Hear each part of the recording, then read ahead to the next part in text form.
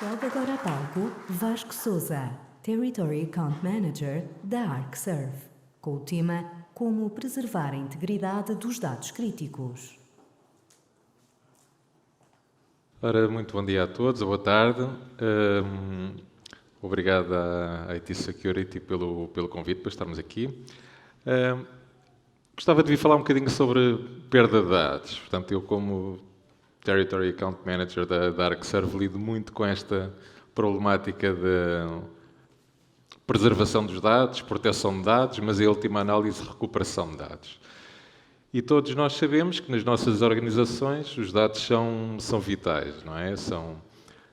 Podem implicar muitas coisas, quer dizer, uma firma de advogados perder acesso aos seus dados é crítico, não é? Uma universidade ver a sua propriedade intelectual roubada é crítico. Perdermos vantagens competitivas comparativamente a outros concorrentes que tenham acesso a esses dados, tudo isso pode significar perdas muito graves para as nossas organizações. Mas há um tipo de organização que simplesmente deixa de existir se houver uma brecha dos seus dados. E acho que há a retirar ensinamentos dessas organizações, ou da forma como eles tratam a sua informação. Eu estou a falar de organizações terroristas. A partir do momento em que os seus planos são conhecidos, elas vão deixar de existir. E então eu queria, falar aqui um bocadinho, não sei se alguns de vocês poderão saber, eu no outro dia estava a ouvir um podcast onde isto me chamou a atenção, a forma como o Osama Bin Laden comunicava com os seus operacionais.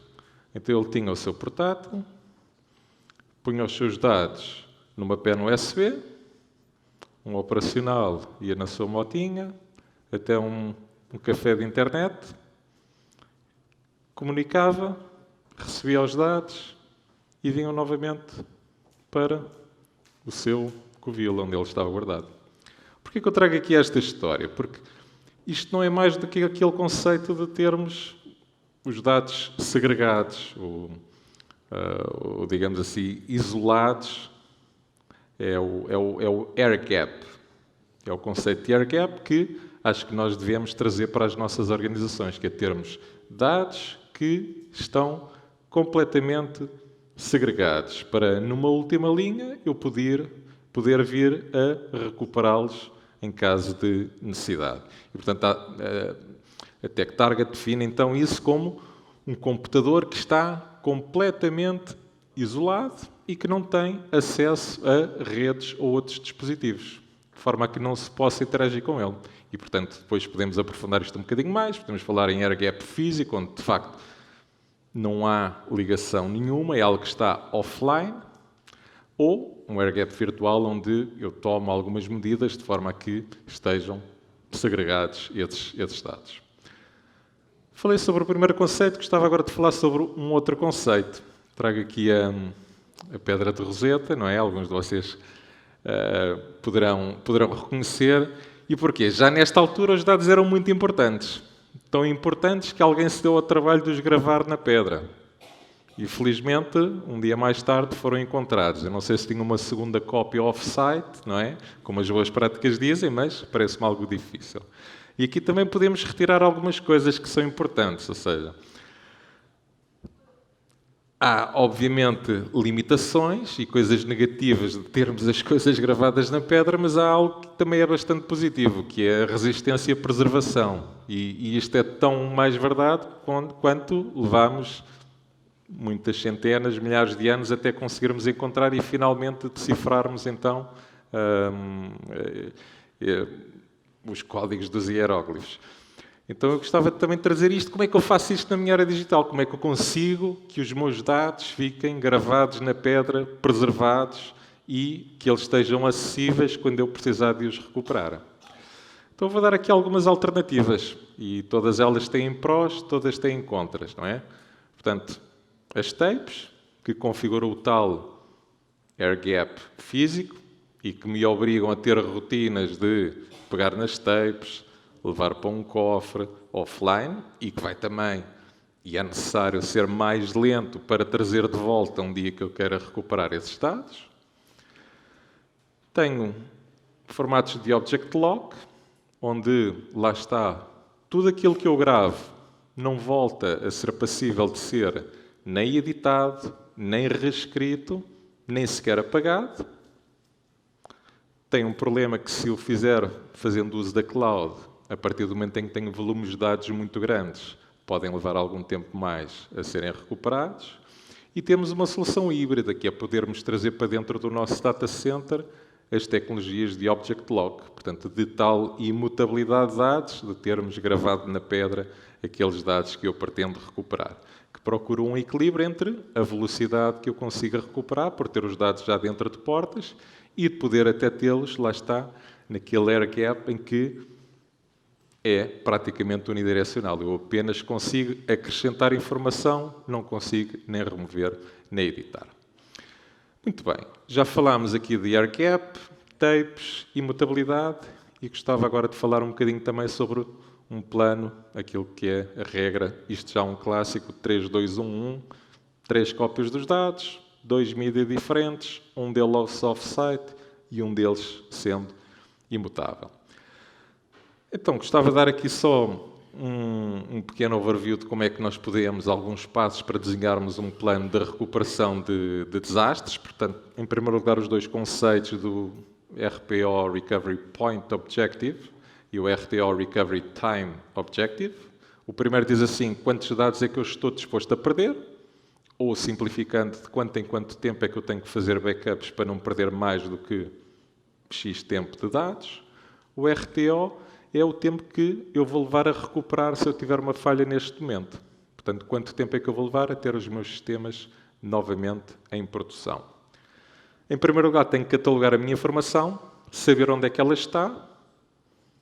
Antigamente era fácil, estava nos servidores só. Agora temos nos servidores, temos nos PCs, temos nas clouds, temos em aplicações SaaS.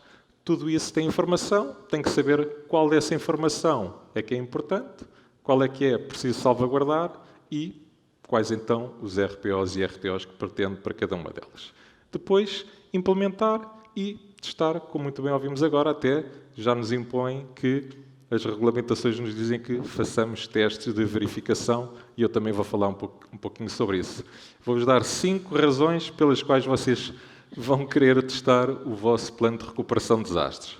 Primeiro, é a melhor forma de verificar que os backups estão passíveis de ser recuperados. Eu diria mais, não é a melhor, é mesmo a única forma. Todas as outras são, digamos assim, promessas. É? Um backup é uma promessa que um dia eu hei de restaurar, mas eu só vou ter a certeza, o backup só termina depois de eu efetivamente recuperar. Segunda razão, validar que cumprimos os tais SLAs que definimos para nós como organização. Não é? Portanto, tenho que fazer esse exercício para perceber quanto tempo é que eu vou levar. Se efetivamente, se eu não cumprir os SLAs num teste, das duas uma, ou aceito um SLA que não cumpre com aquilo que a minha organização pretende, ou então vou ter que fazer alguma coisa, vou ter que investir em algo, mudar alguma coisa nos meus processos para que consiga recuperar. Formar as equipas, falamos sempre em formação das pessoas, quer dizer, tenho que formar as minhas equipas para estarem preparadas para uma situação de um ciberataque, para uma situação de levantar toda a minha infraestrutura. Descoberta de falhas e de ângulos mortos. Vou dar aqui 2 exemplos que espero com os quais consigam identificar, a ver se isto será possível acontecer. Não temos o nosso destino de backups. Está a ficar cheio, portanto, vou apagar os backups mais antigos. Pois, mas eu se calhar tinha que ter um arquivo de mais longa duração do que aquilo que fizemos e, portanto, se calhar, ao alterar as regras, acabei por ficar fora daquilo que eu tinha definido com os meus SLAs. Alguém me pediu para recuperar um site SharePoint. Como é que eu vou fazer isso? Se calhar tenho que assegurar-me que tenho backups também das minhas aplicações que estão no 365, por exemplo. Que não é a Microsoft que tem essa responsabilidade. E um simulacro daquilo que pode acontecer num cenário real. E aqui também trago 2 exemplos para ver se conseguem identificar. O fecheiro de backup tem uma password. Quem é que sabe a password? Mas o informático que fazia os backups já saiu da empresa. Pois, não vamos querer estar num cenário real para saber que é necessário uma password para recuperar os backups. Portanto, isto é uma das boas razões para testar os backups uma vez por ano. Segunda situação, vou recuperar tapes e é preciso um driver que não conseguimos encontrar e isto atrasa o meu tempo de recuperação. Acho que se consegue identificar também com isto, não é? Quem é que nunca andou à procura de drivers?